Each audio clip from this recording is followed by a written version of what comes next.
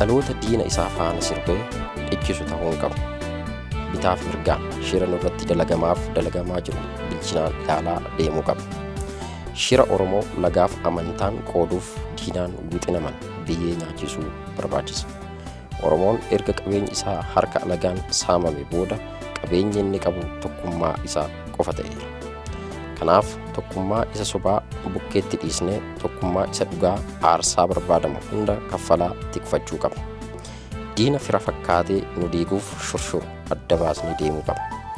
Amma kaayyoon bilisummaa fi walabummaa keenya guutumaa guututti galma rukututti qabsoo itti jirru nuffii tokko malee cichoominaan fuulduratti tarkaanfachiisuu qaba.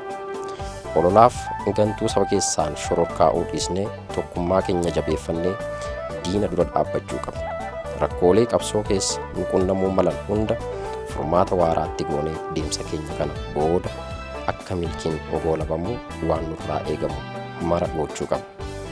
Bakka laafinaaf jabina keenya hunda hubannoon ilaallee imala keenya itti fufuun galma barbaannu sanaa gahuun qabaan dhaamsa kiyya.